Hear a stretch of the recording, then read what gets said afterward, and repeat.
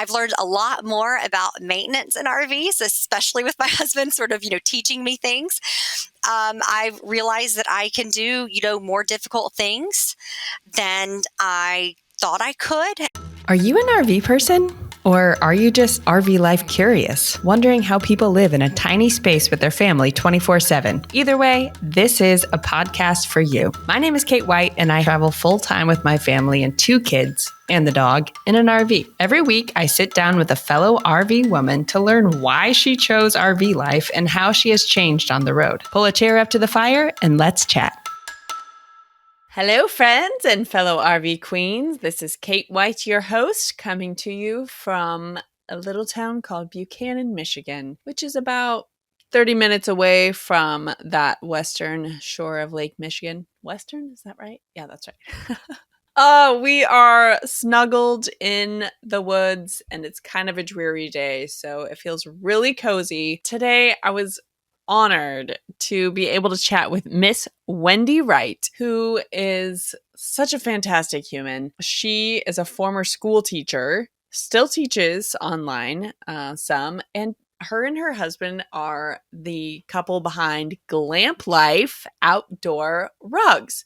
Okay, if you haven't heard of Glamp Life and you are in the RV space or looking to get an RV or just interested in beautiful outdoor spaces, you have to go check out their rugs. She has really good taste in selecting the most beautiful outdoor mats that I'm nerding out about. And the story behind how they got on the road and when they got on the road and started living in their RV is fascinating because they actually started the rug business before they moved into an RV. I really enjoyed this conversation. I think you will too. Let's get into it. Hello, Wendy, and oh boy, let me try that again.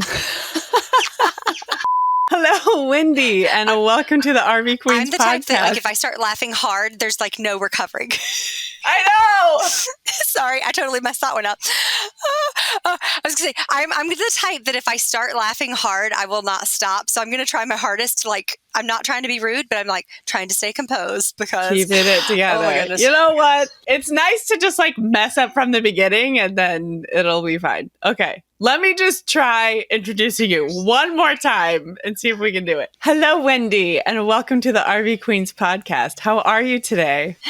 I am doing wonderful. It has been, one of those days that we have sometime in RV life, but I am doing great right now. How about you? I am, kind of having a similar day. We did a lot of running around, and we're near South Bend, Indiana, where the Notre Dame campus is, and we had a visit over there. So we saw some cool stuff today, and then now we're back in the campground and living life. We are in Ocoee, Tennessee, or Benton, Tennessee, which is where the home of the 1996 Olympics was. The main stuff was in Atlanta, but the whitewater rafting competition was up by the Ocoee River. And they used to have a really nice center up here called the Whitewater Center. It unfortunately burnt down over the past year, but it's still a place that I recommend visiting if you are ever in East Tennessee. It's very pretty up here. There are tons of trails, waterfalls, and of course, if you are a thrill seeker, whitewater rafting is a lot of fun. Wow, I feel like you could be a tour guide for that area. You're so articulate about it. I love it. So is this the part of Tennessee that you guys have been living in? Or are you just camping from that area for now? It's right outside of where we're from. We're from Cleveland, and this is about 15 minutes past. So when I came to this area, feels like 100 years ago, for college, and went to Lee University in Cleveland, met my husband in this area because he's from here. And we really only have one RV park in Cleveland, and it's really expensive. And we were like, this is better, a little bit quieter, not all the amenities that we have other places, but it's a nice, quiet, cute little place. So we like it here. We'll be leaving here this week and hitting the road again, but we've been able to visit family and friends and, get a lot of the stuff that we have to get done medical-wise while we're here. So it's been nice. We stayed in Cleveland, Tennessee a couple months ago. It's outside Chattanooga. So we kind of did a lot of the touristy Chattanooga stuff. But yeah, Cleveland is a really cute little town. We really enjoyed it. I would love to start your story actually back in Tennessee. So you were living in Tennessee and homeschooling your kiddos after being a teacher for 10 years. And then in 2020, your husband lost his job. I mean, it's like we've all heard these stories like 100 times, right? Somebody loses a job in 2020. We're all like reconsidering our whole lives. Is that year when you guys started RVing and traveling more and being outside in nature more, or had you been familiar with RV stuff before that? So that was the year that we actually started our business, which really pointed us on to the RV community and the RV life. And my husband, actually, I need to clarify with that. He didn't lose his job, but everything was shut down with his job. So it was at that point in time, we did have more family time. And I realized, like, I knew I missed him a lot when he was gone. We was working nights at the time. But when they shut down the factory and we were just like, oh my goodness, is like, what's going to happen? Are they going to let you go back? Or they did partial pay and, all these things that were better than completely losing your job, but it was still, a precarious situation. We were sort of like, oh my gosh, what's going to happen? So we did not start RVing at that time. My background in RVing was actually very small. My parents used to have, or actually my grandparents had a membership at this place in Georgia called Unicoi Springs, where we would go and rent a stationary RV. So I had no experience with hooking things up and all of those things. But my sister, Lauren Grijalva of the Wanderpreneurs, she and her family had taken off a few years prior. And once we realized how much more time we had to go and explore the area, the place where we lived, the Ocoee River was so close by. We used to live right by the Hiwassee. Like, we had so much beautiful stuff around us, but we're so busy. We could not go and spend a lot of family time together. So when he was home during that time of leave, we said, we need to change something.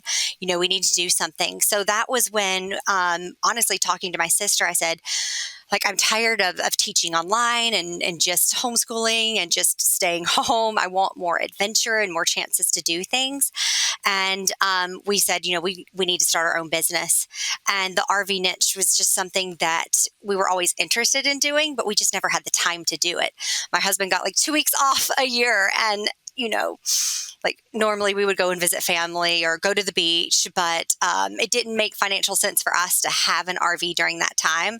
It was something we wanted to have, but couldn't fit it in our really busy lives at that time. This is fascinating to me because you're kind of like, your sister starts traveling in an RV. You are a little bit familiar with RV stuff from your childhood, and you have this mix of personal stuff going on, and everyone's refactoring their life in 2020, right? And you decide to start a business, and tell me about that process, because you had to explore so many ideas to land on the one you finally ended up with, which I'm going to ask you a lot of questions about Glamp Life in a minute. But tell me about those early days. What other products were you assessing? How did that process go for you? Well, it was really crazy because coming from a background as a professional teacher, that's very far away from a business. When you're a teacher, you get a steady paycheck, you have scheduled time off, you manage your classroom, but it's very different from having a business background. And same thing with my husband. He had always worked for someone else, but we knew that something needed to change. So we just started doing research. We took some courses about what would be a good business for us. We had honestly, for the past year, been playing with the idea of potentially like getting a franchise. So we had been saving up money, but a franchise is like extremely expensive. Even like a low end franchise, it's hard to get one for less than 20 to 30,000.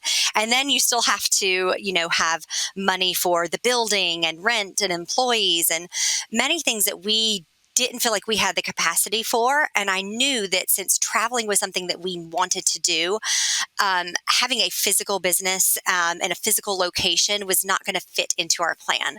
So we kept on looking and researching, and we finally realized, goodness, like if we sold online products and we shipped them to people, especially through a revenue stream like, Amazon, I literally had no idea at that point in time that you could, like anyone could just be like, hey, I'm going to create my own brand and I'm going to, go into business for myself and create products. I had no clue what to do. So we actually took an online course that we found just randomly. We said, we have this time with COVID. We want to make a change. And it was through taking that online course that we said, maybe this is something that will fit our plans, something where we can put time into a business that will not tie us to one location. We really just wanted more freedom to travel. And goodness, in researching products, we were just trying to look at, what are some things that we know about that we could improve? I really enjoy like decorating and home decor. So we looked into a lot of that. With educational background, I looked at lots of educational products. And in the end, once again, I'm going to give credit to my sister. She helped me decide on like the RV rugs that were our first product. The whole idea behind our business was to find something that we could improve. Eventually I would love to invent something completely from scratch. That would be amazing. But to start off, we said, let's just find something and make it better so we can stand above the competition. But yeah, it took months and months of research, buying lots of products, testing things out, seeing what we did and didn't like, reaching out to factories and seeing what we could do. It looks like it's been going for years. It's only been running 3 years and your website is beautiful. You're rocking it in the RV niche. You do such a great job partnering with content creators, especially on Instagram and stuff, doing giveaways. Like, props to you. You've even been like in media. So whatever course you took, and I'm sure there's a lot of like self-taught things too, like good job. It's so cool. And your mats are just like so cute too. They're way more unique than what you just find on, I don't know, from Target or somewhere, some like home stores, So you're awesome. Shout out to you. Thank you. Okay, so just a year. The RV community is awesome. Yes, so supportive, very strong community. So it's a good niche to be in. So it's only been a year ago, right, that you decided to sell your house and go full time in RV. Is that right? Yes. We had a few things going on that was really keeping us here. And part of it was actually the business. Even though we made it to be available for us to travel, there are still things that you have to do back home occasionally. And also, one of our children has a medical condition where they have to see the doctor every so often. And so it's one of those situations where it seemed like we had a lot of barriers keeping us here. And in the end, we just said, you know what, we're going to figure it out. And, we sold the house. We actually almost left a year prior and things just kept on coming up. And we said, okay, this is not the time. We'll wait a little bit longer. And it's crazy to think that it's been about a year now. What kind of factors went into you guys really pulling the trigger and saying, okay, it's time, we're going to get on the road after considering it so long and having your sister on the road and all that? I think I finally had to give my fears and logic a rest because there's not a lot of logic in selling an appreciating asset and buying a depreciating asset. And I'm a very logical person. So it was really hard for me to be like, I'm going to let go of something that I really liked our house.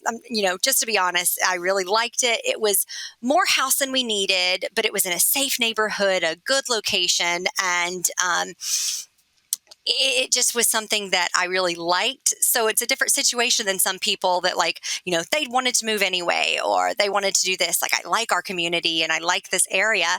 But I had to remember that those things I can always move back. If I decide that a house is right for me again, then we'll do that. But my kids, like, at their ages right now, they just turned 10 and 13. Like, those are really important ages. And I could see that even with us homeschooling them, the older that kids get, the more they want to, pull away from the family and do their own thing, which is fine. That's part of growing up. But they wanted to travel also. And I knew that one day they wouldn't. I said, we need to do this now while they are interested in it and excited and just open to the idea. So that was the biggest thing. We said, if we don't do it now, we might not. So let's go for it. I'm sure there have been lots of challenges running a physical product business while you're, living full-time in an RV, traveling a lot.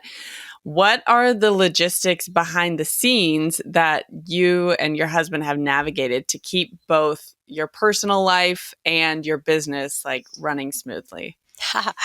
That's a great question. So I think our biggest issue that we have dealt with since being on the road is inventory.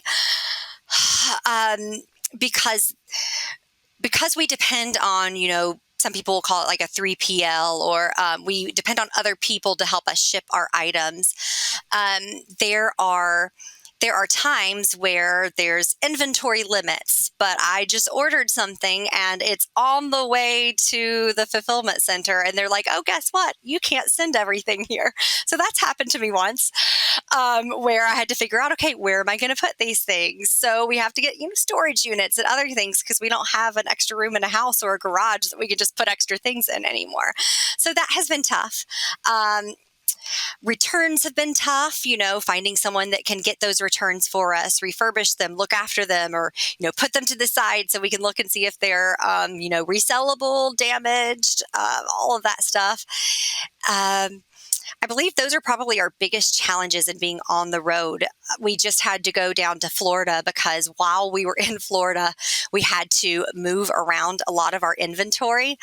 And because we had a big fee, which was a lot of fun, because they said, oh, it's close to Christmas and some of these items are not selling as fast as we want them to, like some of our mats, because it's not necessarily the fast season for that. So we got a big fee and had to move inventory to another place while we were out of state. So things like that have probably been our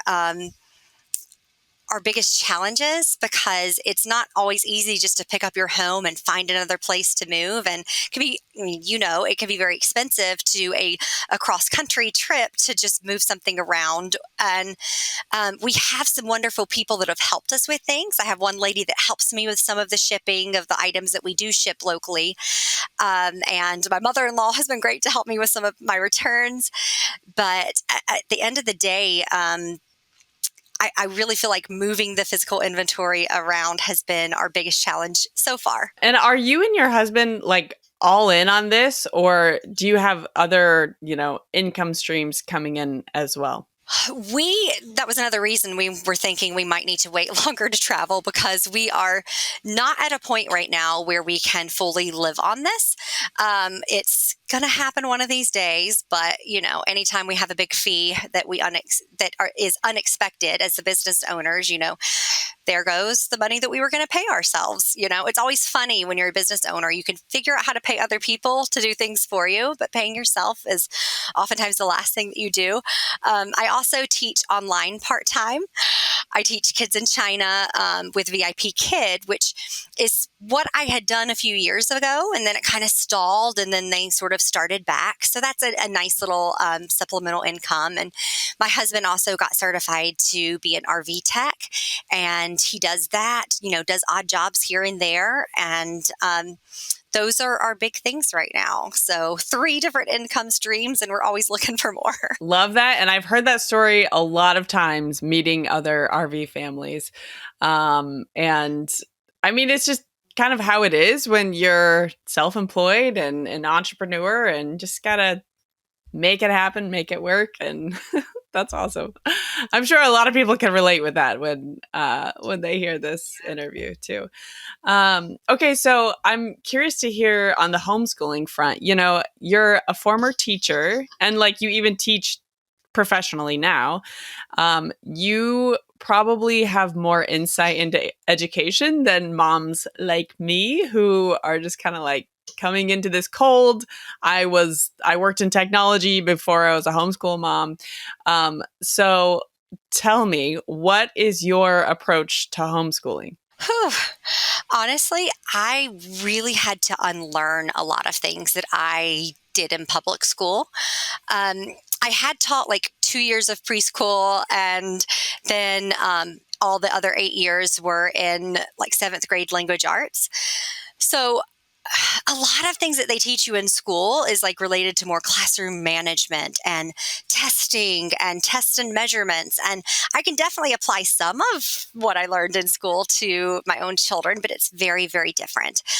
So I don't ever want any homeschool mom to think that they can't do it just because they don't have a background in education. There are so many amazing resources out there right now. And to be honest, I am still feeling like I'm figuring it out. One of my children has a few challenges in school academically, and both of my children have tried public school and homeschool. We had to really figure out what was going to work individually for our children. One of our kids even went to a private school specifically for the challenge that they have one year. And, you know, we're always looking at how we can make things work.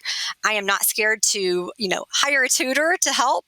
That's something that we have done before, because even with personalities and different things, there's different strengths and weaknesses. I will tell anyone I'm a horrible math teacher. Like, I can do math, but to explain it, I don't do that very well. This past year, we've done more like thematic unit studies. We did a lot with Gather Round, and I've really enjoyed that. I still feel like I think I've tried almost every math curriculum at this point in time, and I don't know yet if I have found what will work for both of my children. I told my husband recently, I said, I think this curriculum might work better for this child, and then this one for this child. And really, we just supplement as we go. But I have tried to be a lot more relaxed and not tried to like replicate public school at home, because that doesn't work for my kids. We do a lot of breaks. We do a lot of thematic unit studies, hands-on stuff, and we take a lot of breaks. So like, we're doing year-round school right now, which meant that even though they didn't want to, we did a little bit this morning, and then they took a break. So, that's what works for my kids right now. Will you tell me what thematic studies means? Yes. So, yeah, sorry. Basically, a thematic study would be like a theme. So, for example, with Gather Round, it's we studied oceans for a few months while we were in Florida, and you learn about all different types of ocean currents and the way it works. And then we learned about like the different animals in the ocean, where they live, how the ecosystem works, how we try to fight against pollution in the ocean, and the effects of it. And it just, everything that we learned had to do with the ocean. If we had a really chill day, I would say, okay, kids, find something that you're interested in and YouTube it, and we just sat down and relaxed and watched about what their favorite animal that day in the ocean. So that's kind of what a thematic unit is. It's just a theme, an animal, a place. They have themes on like, the whole continent of Africa even. And then it like breaks down the different countries and the history and language and culture. So it just depends on what you want to teach your kids. And I think that's the biggest difference in like the public school, where I thought like my kids had to be on level. My kids have to meet all of these criteria and the standard. And there are still homeschool parents that do that, and that's not a problem. It's not what works for my family and my kids right now. I've told my husband, I said, if I die, use my insurance, like my life insurance, to hire a private tutor. I said, I don't want my kids to have to go back to public school. So we're not worrying about what they're supposed to be learning at the different age levels. We are sort of pulling and figuring out what they are interested in and stuff. So not quite unschooling, but like closer to unschooling than public schooling. I got to be honest, that makes my heart feel really good because that's basically been our approach too, especially when it comes to things like science and history.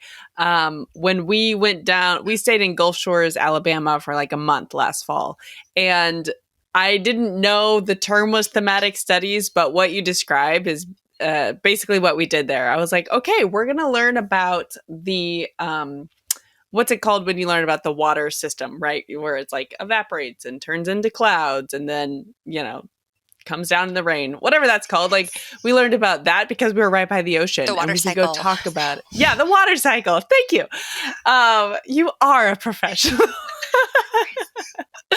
That's right. And like we saw the little turtles and we talked about ocean life. So I love that approach because it's so much more We hands-on. want to see the turtles. Yeah. And like when kids can actually like touch and feel and see things in real life, I feel really lucky and grateful to be able to give them those experiences now, instead of just reading about things in a textbook. Absolutely. They're going to remember it so much more. Like, I don't know about you. I don't remember a lot about school. Like, I remember usually the projects. I usually remember the things that were hands-on. They were interesting to me because you're just using more parts of your brain in that way. And they're fun. And like, that's how I retain things. So I think our kids are the same way. I agree. And I think that's part of why kids are so drawn to like arts and crafts. If you just like put a bunch of physical materials in front of a kid and they're just like, humans are just kind of natural creators, especially when we're little and don't have a bunch of crazy stuff going on in our brain. Like they just want to make things and be creative and learn about like the physical world. And it's so cool to be able to be a part of that process every day for them. It's been pretty cool. Okay, so you've been kind of familiar with and adjacent to RV life for several years now. And now that you've made the shift for a year to living full-time in an RV, how do you think you've changed as a person over the past year? I still feel like I'm growing a lot. I still feel like a total noob, especially compared to all the amazing people you've interviewed so far. And you've interviewed some like people who have been doing this for so many years. And I feel like I am still in the process of changing a lot. And one of them is letting go of my plans. I really so we do 1,000 Trails and I bought like the adventure package because I said, I need to plan well in advance. I need to know where we are, what we're going to be doing and, schedule things out because I'm not always the most detailed person. And I said, if I have all that time, that gives me time to like fill in the blanks and figure things out. And so that has been a growth issue of like letting go and realizing things change. Like last week, we were supposed to only be in Florida for a week, and we ended up staying almost 2 weeks because of some holdups. Also just like trying to relax a little bit more, with homeschooling and realizing that real life is still teaching my children. I can still count, cooking and housework and the real life things that we're doing because those are the things that are going to, carry our children. I've learned a lot more about maintenance in RVs, especially with my husband sort of, teaching me things. I've realized that I can do, more difficult things than I thought I could. And I've definitely realized that I can live with less. I've always considered myself to be a bit of a minimalist, but what that meant in my house is that, when I'm done using it, I stick it in my closet. and that's not a good way to live because that stuff is still living there, And I realize, I can live with less. I can explore more. I am trying to get better at like meeting new people.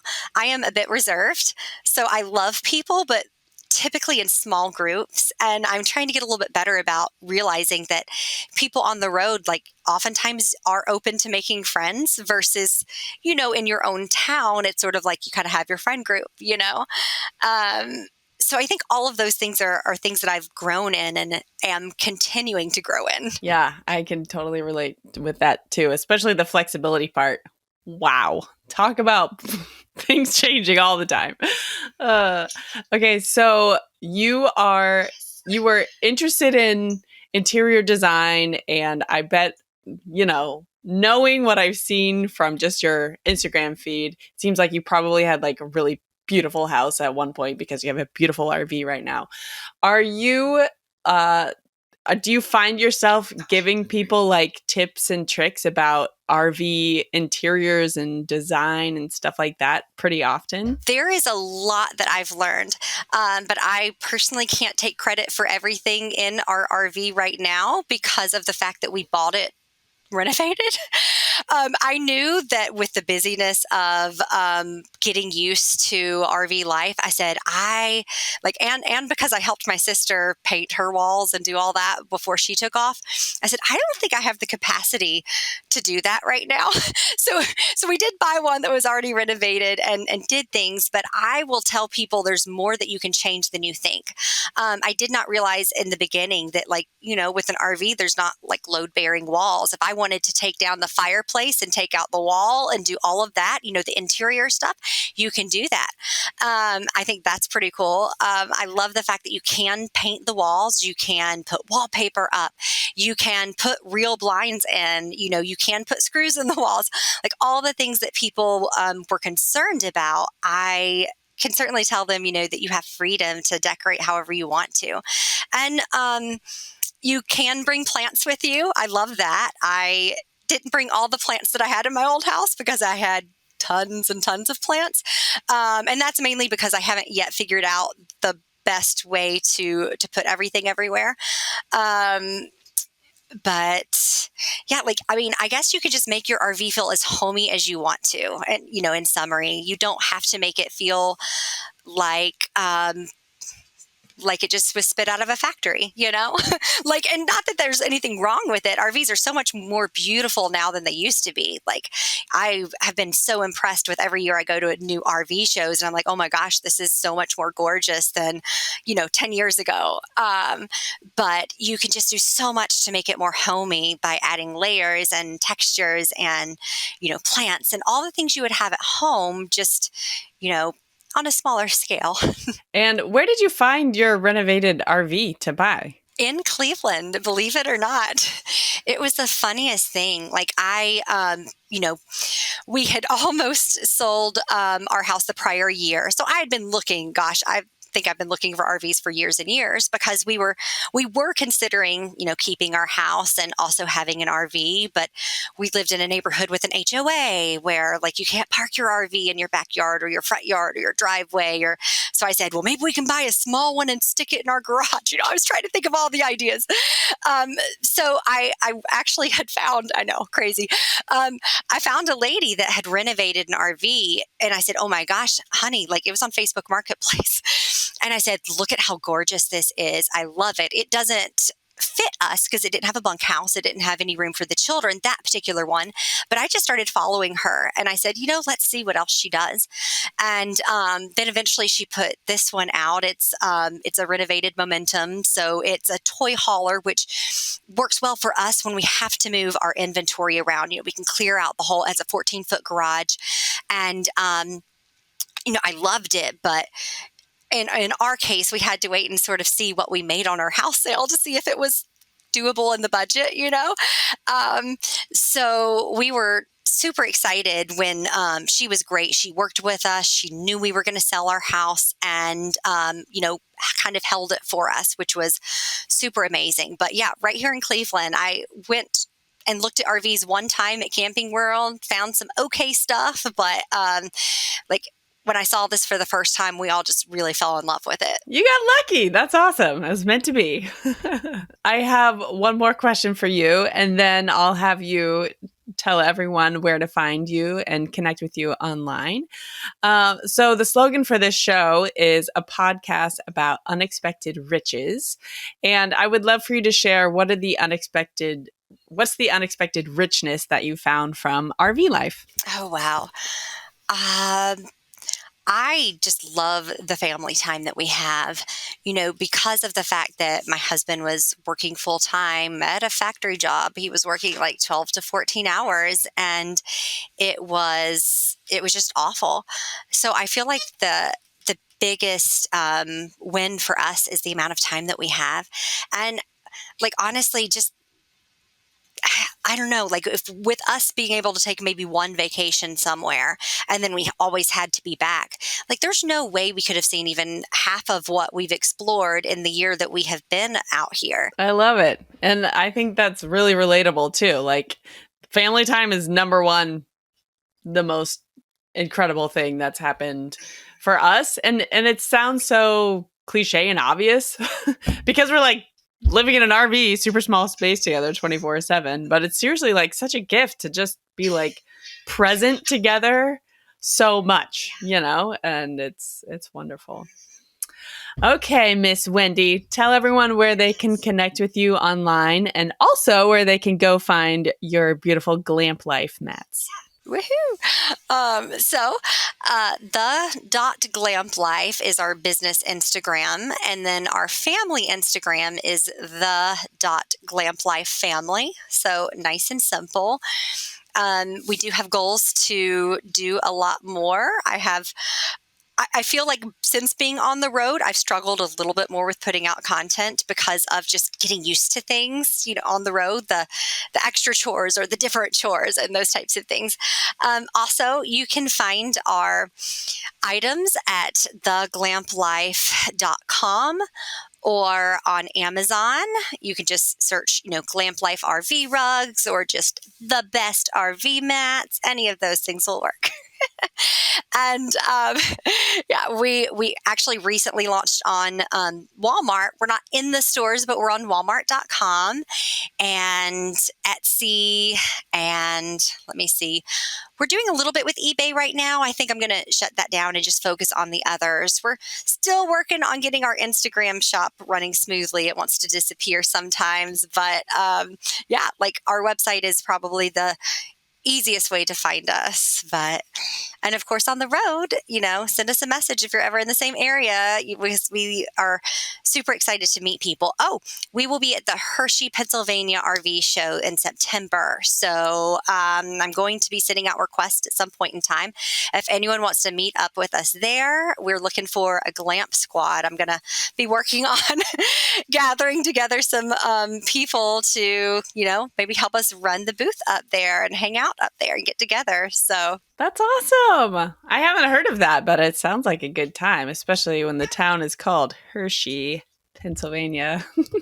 They say that they're the largest RV show, but I think I've heard that from many different RV shows. So I don't know. Yeah, I know. It's like when people are like, best cheeseburger in the world. Really? Have we tasted all the cheeseburgers in the world? And Elf Have we seen all the RV shows in the... Right. Well, it was such a joy to chat with you today, Wendy. Thank you so much for being on the podcast. Oh, thank you so much for having me. Hopefully we can meet in person sometime. And I feel so honored that you interviewed me. This has been a lot of fun. Thanks for listening to the RV Queens podcast. If you would like to be on a guest on the show, click on the link in the show notes to the guest application. And if you would also please go ahead and subscribe to the channel and like the video, that would help us out a lot. Thanks a lot, and I will see you on the road.